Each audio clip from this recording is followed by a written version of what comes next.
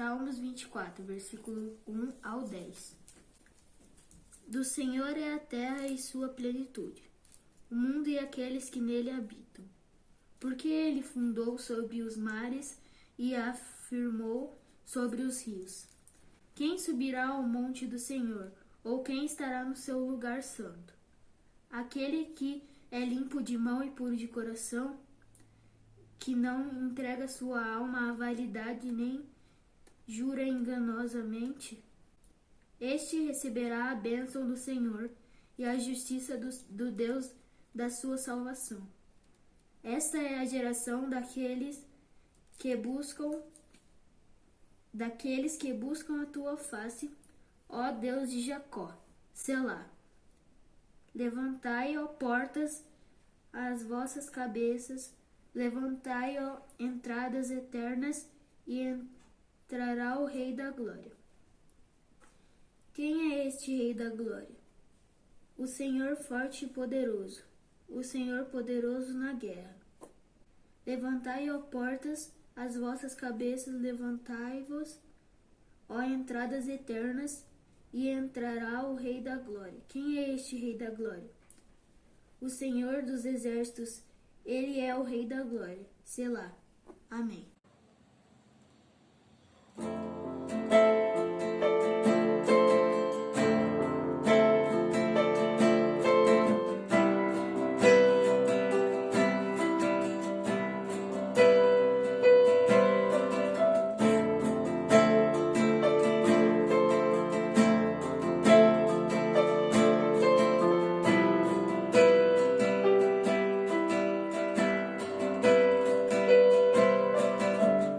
Seguro estou nos braços daquele que nunca me deixou.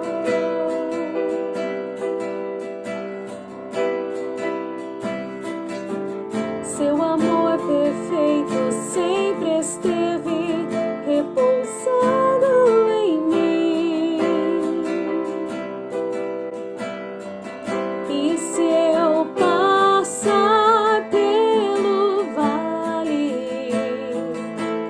acharei conforto em teu amor, pois eu sei que és aquele que me guarda, me guardas.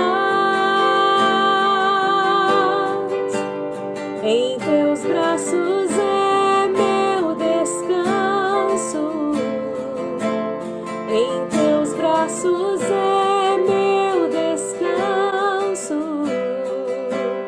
em teus braços é meu descanso,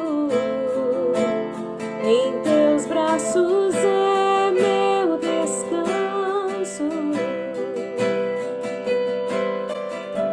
Seguro estou nos braços daquele que nunca me deixou.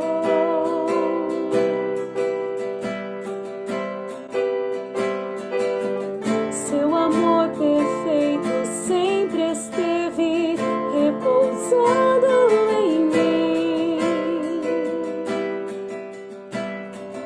E se eu passar pelo vale,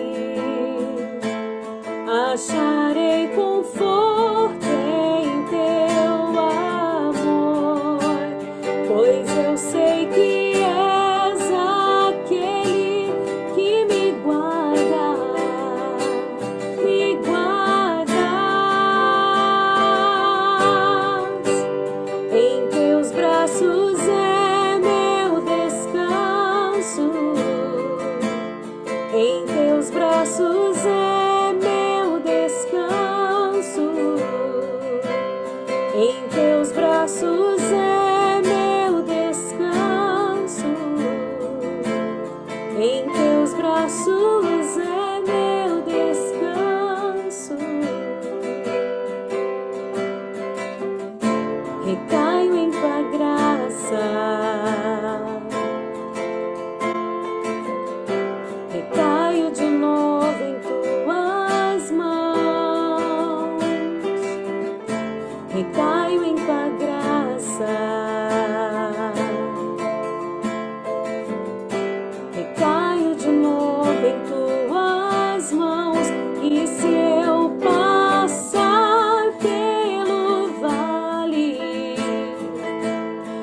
acharei conforto em teu amor, pois eu sei que és aquele que me guarda, me guardas.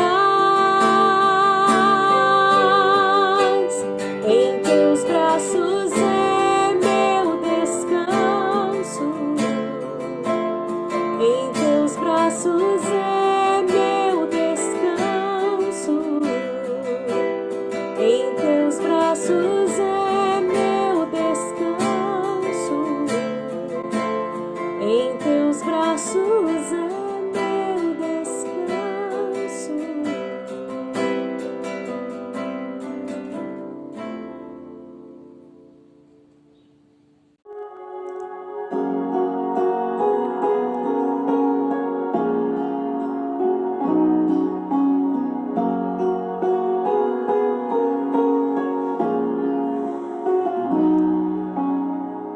Tentaram me parar, me fazer desistir, mas eu não vou negar a fé que há em mim. Eu tenho uma missão, eu vou seguir Jesus, porque eu não abro mão do evangelho da cruz, mesmo que pedras venham contra mim e com palavras queiram me intimidar, maior é aquele que está em mim. Com Jesus sempre vou me levantar. Eu olho pra Jesus, pro amor de Deus na cruz. Eu clamo, Abba, Pai, ó, vem com seu poder. Eu olho pra Jesus, pro amor de Deus na cruz. Nada pode parar o autor da vida.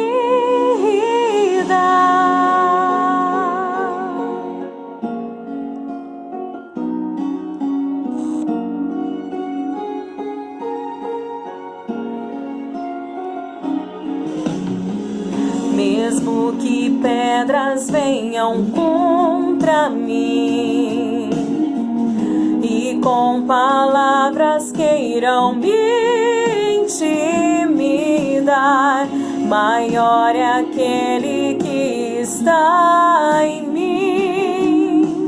Com Jesus sempre vou me levantar. Eu olho pra Jesus, pro amor de Deus na cruz. Eu clamo, Abba, Pai, ó, vem com seu poder. Eu olho pra Jesus, pro amor de Deus na cruz. Nada pode parar o autor da vida. Pode o silêncio até gritar que Deus me abandonou.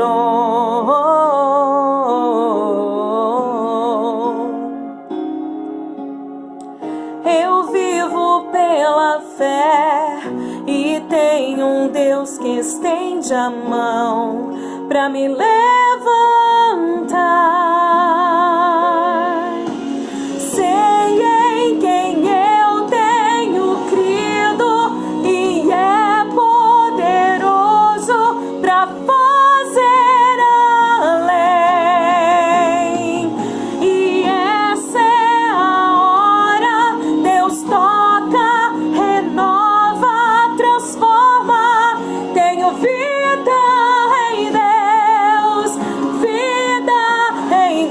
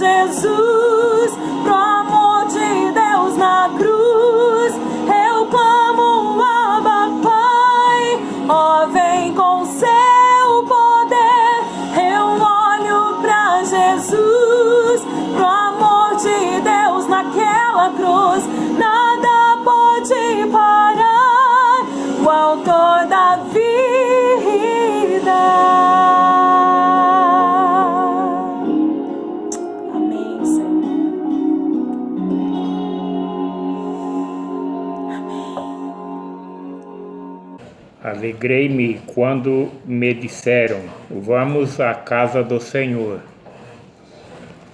Graça e paz, irmãos.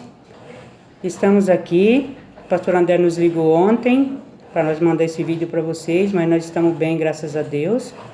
Vamos deixar um versículo da palavra de Deus com vocês.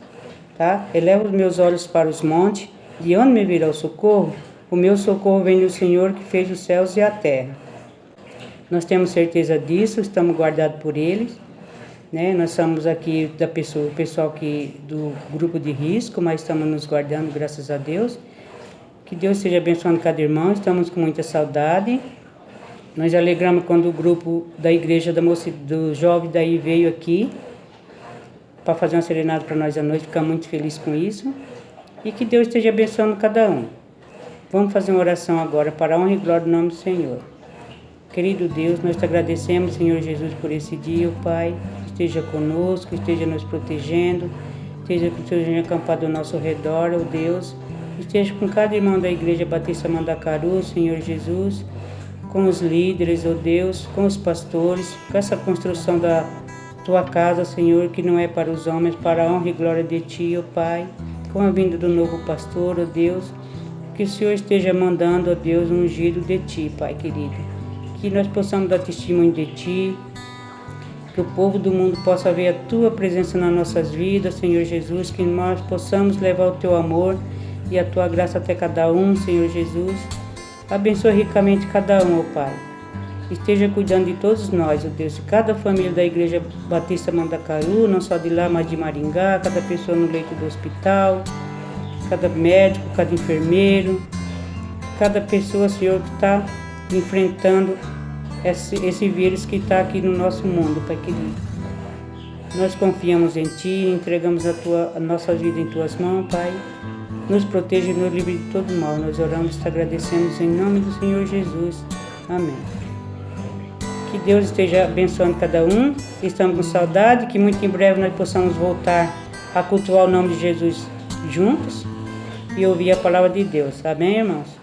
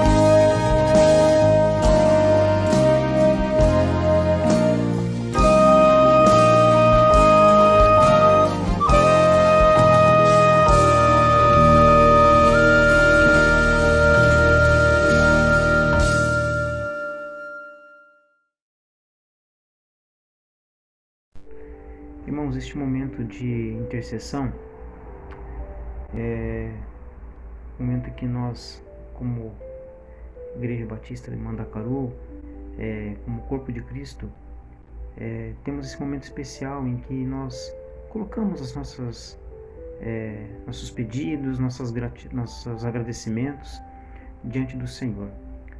Não que necessariamente somente seja esse momento de você fazer isso, você pode fazer isso na sua casa, no seu dia a dia, mas esse é o momento como igreja em que nós separamos para interceder uns pelos outros.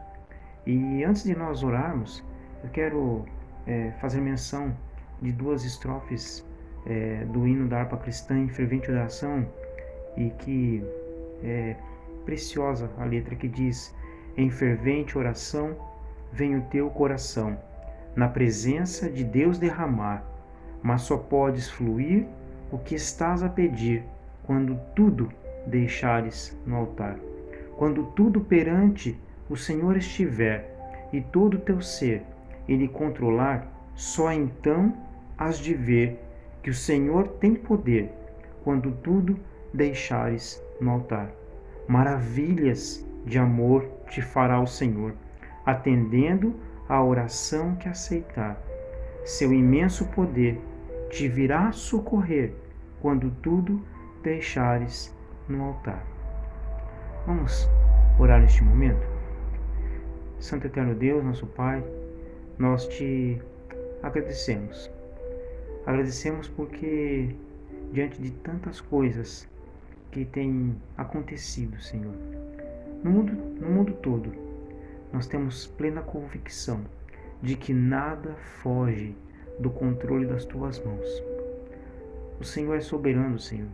O Senhor sabe exatamente por que está acontecendo tudo isso na história da humanidade. O Senhor é sábio, o Senhor conhece todas as coisas. Ó Pai amado, queremos agradecer porque podemos confiar num Deus que é todo-poderoso e que está controlando tudo isso. Ó Pai amado, obrigado porque o Senhor tem nos dado fôlego de vida. Ó Deus, é fato também que pessoas, talvez até muito próximas a nós, têm perdido entes queridos, Senhor. Mas mesmo assim nós podemos agradecer ao Senhor, porque o Senhor está no controle de todas as coisas e o Senhor sabe de todas as coisas.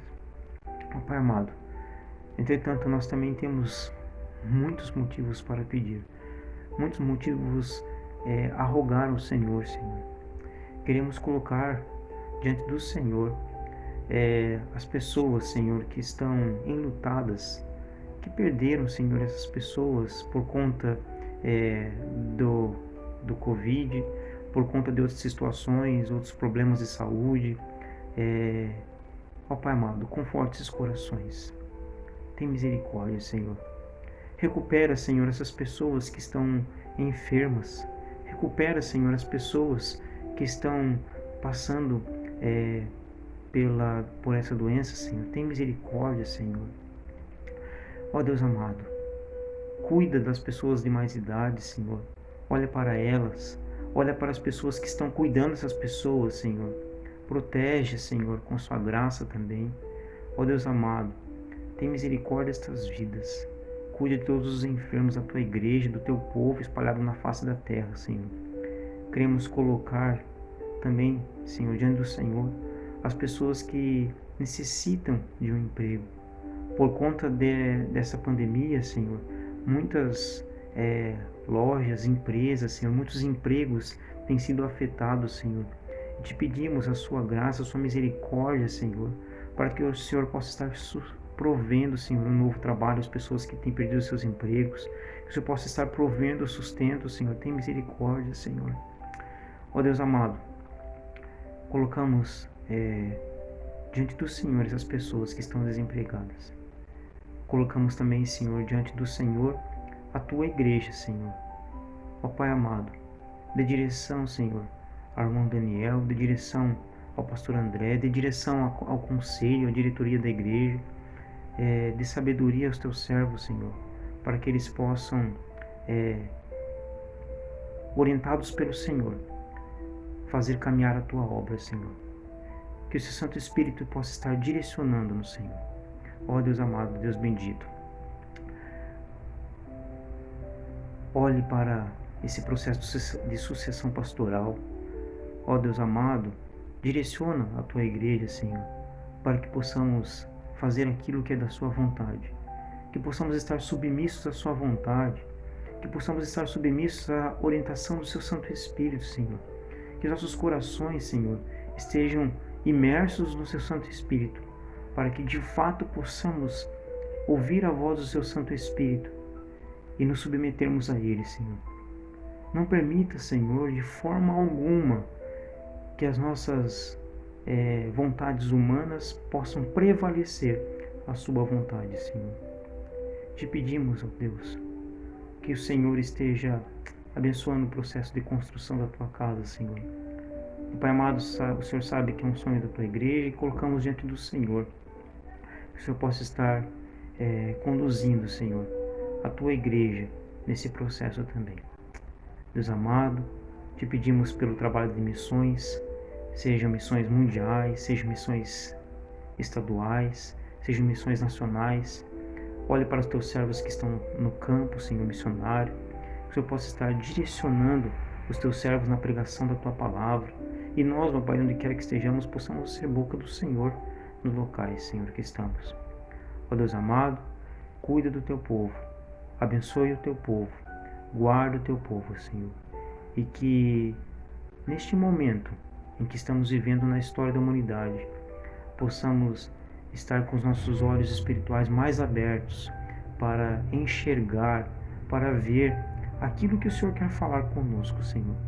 Cuida de nós, ó Deus amado, e com certeza existem muitos outros motivos que eu não mencionei aqui, Senhor, mas o Senhor conhece e o Senhor sabe cada um dos corações que neste momento está rogando ao Senhor e tem colocado diante do Senhor a sua dificuldade. Olhe para cada um, Senhor, desses corações que estão aflitos, e que o Senhor esteja atendendo a petição, a oração de cada um dos irmãos, Senhor. E recebe nossa gratidão.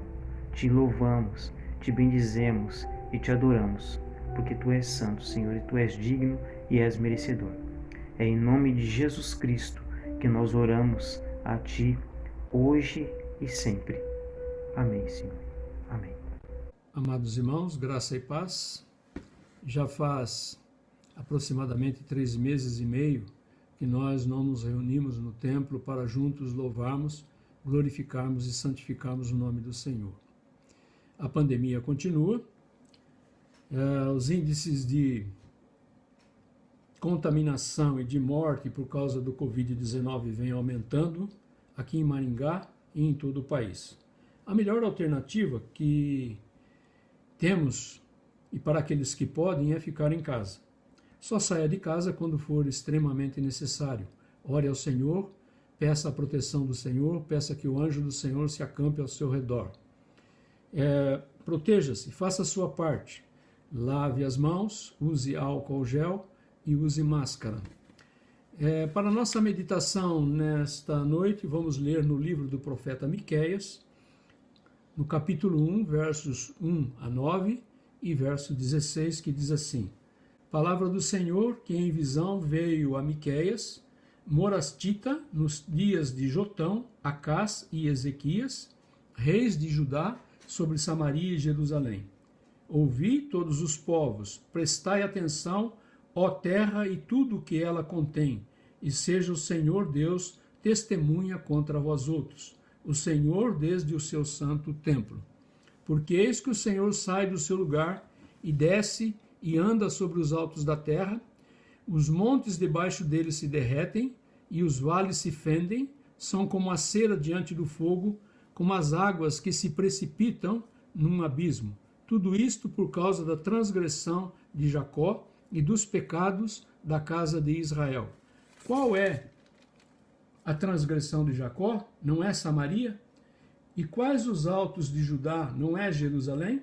Por isso farei de Samaria um montão de pedras do campo, uma terra de plantar vinhas.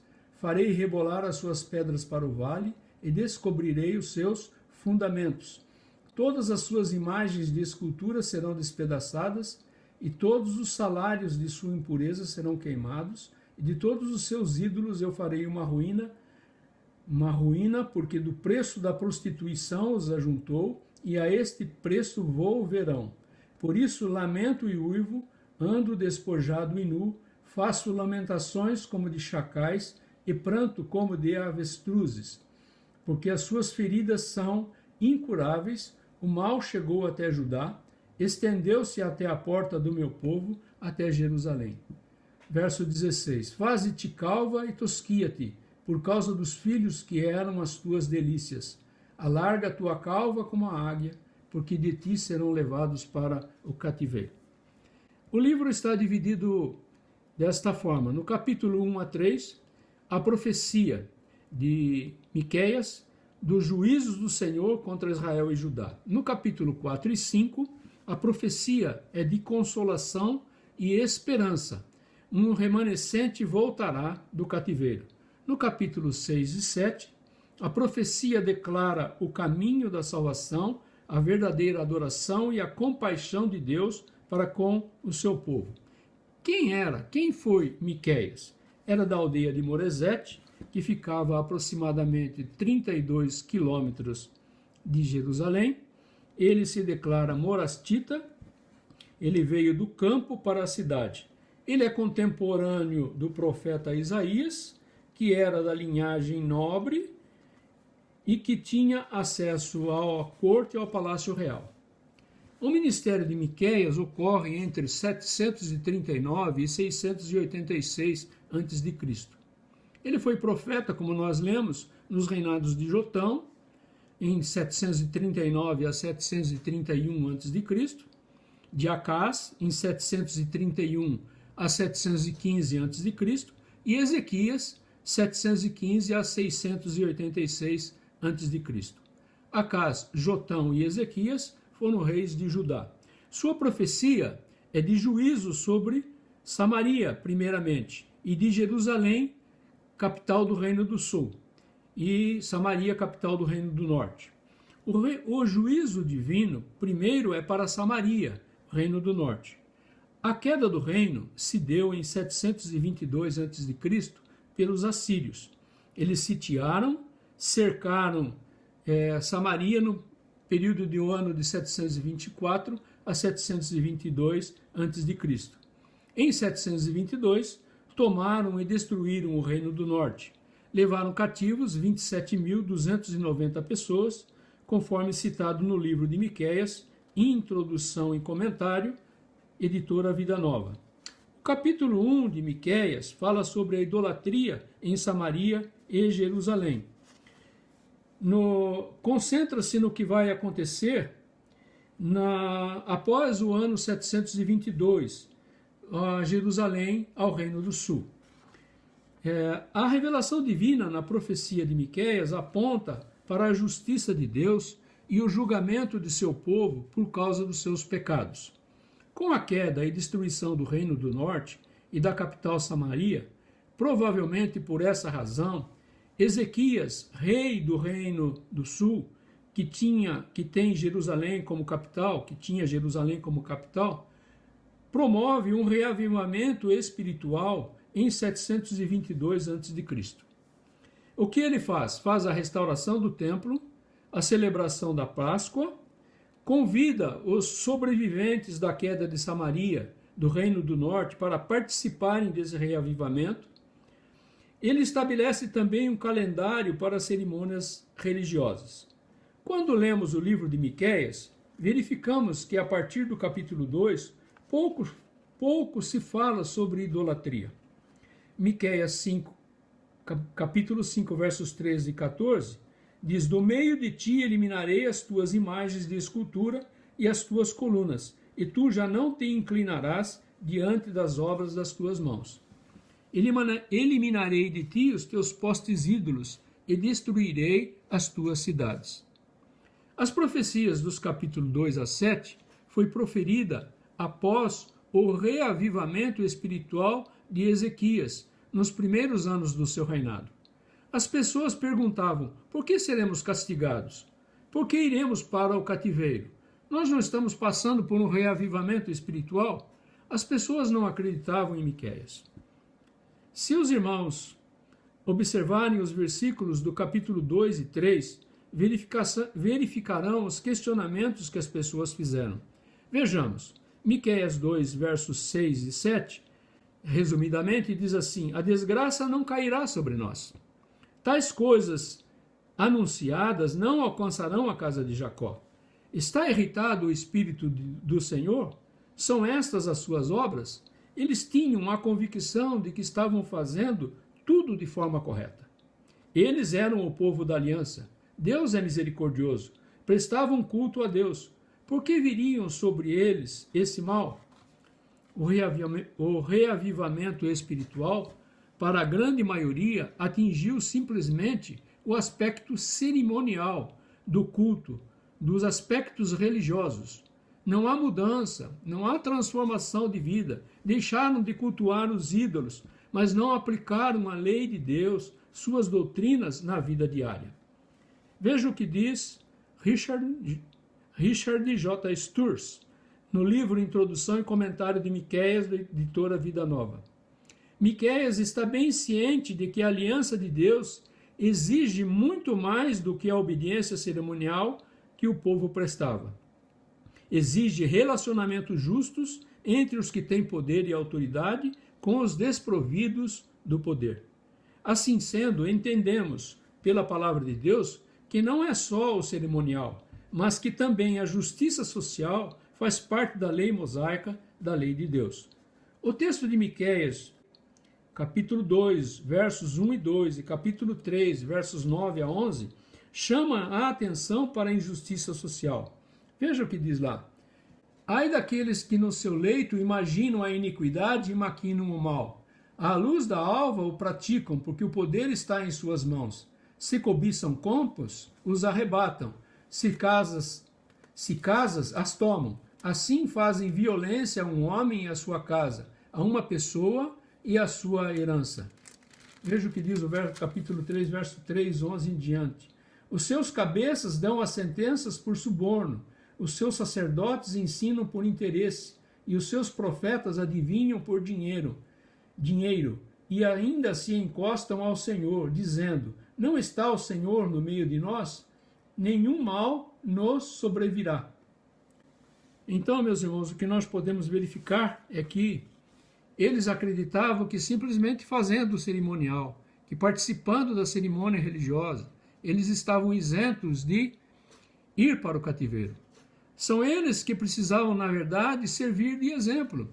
Os sacerdotes, aqueles que detinham o poder, eles precisavam servir de exemplo. Porém, eram eles que oprimiam o órfão, a viúva, o pobre e o estrangeiro. Eles conheciam a lei mosaica, mas eram gananciosos, orgulhosos, prejudicavam os pobres, os desassistidos. Ainda diziam, no final do verso 11 do capítulo 3, como já lemos, não está o Senhor no meio de nós? Nenhum mal nos sobrevirá. O que isso tem a ver conosco? Não te parece familiar o que ocorre nos nossos dias? Vemos e ouvimos na mídia, diariamente, pessoas citando versículos bíblicos, porém com a prática de vida dissonante, que discorda, que não se coaduna, que difere totalmente do discurso. A corrupção humana está centralizada nas capitais, nas cidades, para Miqueias, em Samaria e Jerusalém. Para Richard Sturz, a cidade é o lugar do pecado por natureza, onde os males humanos são mais perversos, porque os homens são tendentes a serem independentes de Deus. Certa feita, um sapateiro convertido perguntou a Martinho Lutero o que deveria fazer para servir bem a Deus. Ele pensou que deveria fechar o seu negócio da sapataria, tornar-se um evangelista, talvez, um missionário, um pregador da palavra de Deus. Martinho Lutero respondeu para ele: faça bons sapatos e venda-os por preço justo.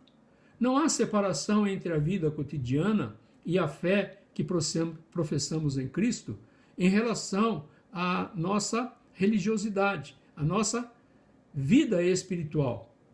Deus é contra a idolatria. Não podemos viver uma vida de religiosidade.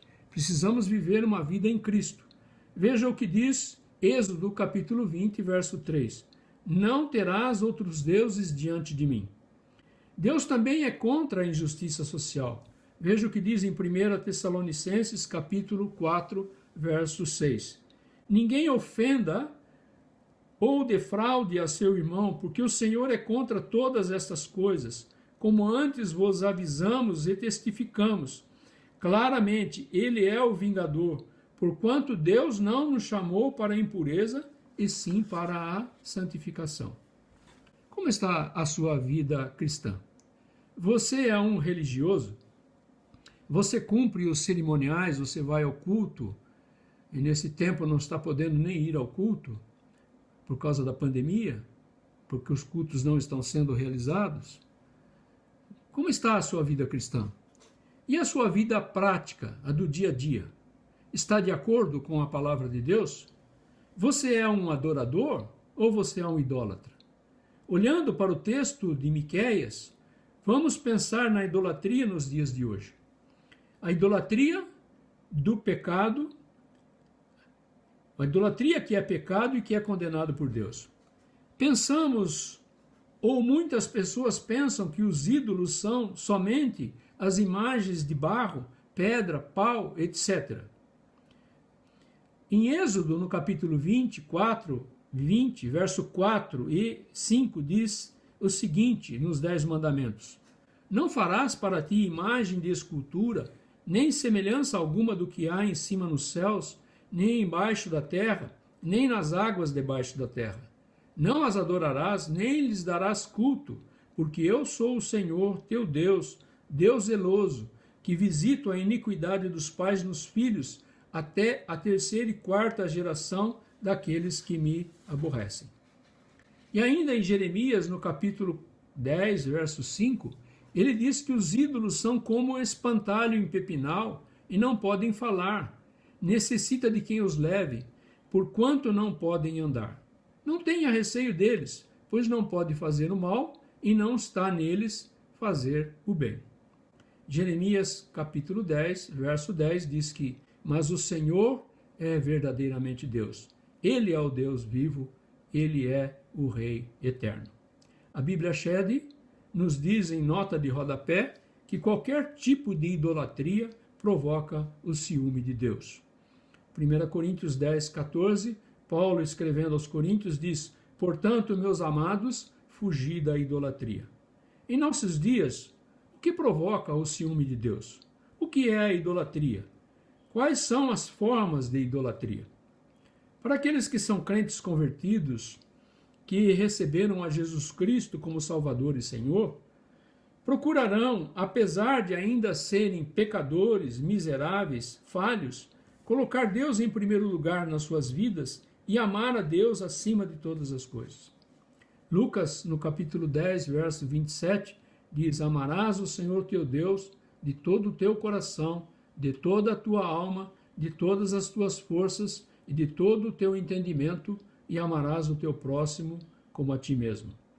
Quando o crente deixa Deus em plano inferior e dá mais valor, ou se dedica e ama profundamente outra coisa, como o trabalho, o time de futebol, a família, ama o dinheiro, quando busca a autorrealização, a fama, quando ama mais as pessoas do que a Deus, quando admira os cantores, pregadores da palavra de Deus, deixa Deus em segundo plano, está idolatrando pessoas, bens materiais, coisas que são passageiras, criaturas pessoas finitas. Uma das formas de idolatria também é a ganância. Em 1 Timóteo, no capítulo 6, versos 9 e 10, nós temos o seguinte, ora, os que querem ficar ricos caem em tentação e cilada e em muitos desejos insensatos e perniciosos, os quais afogam os homens na ruína e perdição, porque o amor ao dinheiro é raiz de todos os males, e alguns nessa cobiça se desviaram da fé e a si mesmos se atormentaram com muitas dores. Apego ao dinheiro, amor excessivo ao dinheiro, amor aos bens materiais. Paulo, escrevendo aos Gálatas, no capítulo 6, verso 10, diz assim: por isso, enquanto tivermos oportunidade, façamos o bem a todos, mas principalmente aos da família da fé. E ainda na carta de Paulo aos Efésios, no capítulo 4, verso 28, diz: aquele que furtava, não furte mais, antes trabalhe, fazendo com as próprias mãos o que é bom, para que tenha como acudir o necessitado. Bens materiais, recursos, a função deles, na verdade, dada por Deus, é para que nós possamos ajudar o próximo, ajudar o necessitado. Gálatas capítulo 2, verso 10, Pedro, Tiago e João, diz a palavra, recomendaram que Paulo e Barnabé se lembrassem dos pobres. Em João capítulo 12, verso 8, Jesus disse: os pobres sempre o tendes convosco. Portanto, meus irmãos, ter dinheiro é ter a oportunidade para ajudar o necessitado. O pastor Ed Renekiewicz diz que a resposta à graça é gratidão e generosidade. Não seja ganancioso, seja generoso. A idolatria pode ser manifestada também em servir a dois senhores. Veja o que diz a palavra de Deus em Mateus, no capítulo 6, verso 24. Ninguém pode servir a dois senhores, porque há de aborrecer-se de um e amar o outro, ou se devotará a um e desprezará o outro. Não podeis servir a Deus e às riquezas. Ser rico não é problema. A palavra de Deus condena o mau uso da riqueza, a injustiça social que ela pode provocar àqueles que são desassistidos. Tudo vem de Deus. Tudo pertence a Deus. Salmo 24, verso 1 diz: ao Senhor pertence a terra e tudo o que nela se contém, o mundo e os que nele habitam. Não chame de seu ao que pertence ao Senhor. Seja somente um bom mordomo. Use a riqueza para servir o próximo. Provérbios, capítulo 19, verso 17, diz: aquele que se compadece, aquele que dá aos pobres, ao Senhor empresta, e este lhe paga o benefício. Uma forma de idolatria também que podemos visualizar na nossa vida é quando estamos na igreja para louvar, glorificar e santificar o nome de Deus. Muitas vezes seu pensamento está lá fora, no que vai fazer amanhã, no seu time preferido de futebol, que de repente está jogando uma partida naquele horário do culto. Isso denota que quando o seu pensamento está lá fora, denota que vivemos, pensamos, falamos, sofremos, entristecemos, discutimos, entre outras coisas, por causa daquilo que é seu ídolo. Aquele que tomou o lugar do Senhor, no caso o time de futebol, o dinheiro, as atividades, o trabalho. Em Mateus 6, 21, no Sermão do Monte, Jesus disse: onde está o teu coração? Onde está o teu tesouro, está o teu coração. Isso denota que Deus está em segundo plano em sua vida, se você assim procede. E se você assim procede, 2 Coríntios capítulo 4, verso 4, diz que o Deus deste século cegou o entendimento dos incrédulos para que não lhes resplandeça a luz do evangelho da glória de Cristo, o qual é a imagem de Deus. Palavras de Paulo, meus irmãos, à igreja de Corinto, aos irmãos daquela igreja. Outro pecado que nós podemos cometer da idolatria é o da desobediência. É fazermos aquilo que nós queremos fazer e não aquilo que Deus determinou que nós fizéssemos. 1 Samuel capítulo 15, verso 23, diz o seguinte: porque a rebelião é como o pecado da feitiçaria, e a obstinação é como a idolatria e culto a ídolos do lar. Nós nos lembramos da história de Saul, quando desobedeceu a ordem do profeta, quando guerreou contra os amalequitas e havia a instrução para que não poupasse nada daquilo que pertencesse aos amalequitas. Mas ele acabou poupando Agag, o rei dos amalequitas, e o melhor das suas ovelhas e seus bois. Era para eliminar, era para destruir totalmente. Às vezes nós ouvimos, meus irmãos, os nossos amigos, nós ouvimos nossos irmãos, porém nós não ouvimos aquilo que diz a palavra de Deus. Nós pensamos muitas vezes e achamos que o nosso método é o melhor. Não olhamos para o que diz a palavra de Deus. Não ouvimos o que Deus tem para nos dizer. Ao invés de nós prestarmos atenção no que as pessoas dizem, nós precisamos olhar para o que eles dizem e confrontar com a palavra de Deus, para ver se aquilo que eles estão dizendo é correto, se aquilo está dentro daquilo que Deus quer para as nossas vidas. Em João, capítulo 14, verso 21, diz assim: aquele que tem os meus mandamentos e os guarda, os pratica, esse é o que me ama. E aquele que me ama será amado por meu Pai, e eu também o amarei e me manifestarei a ele.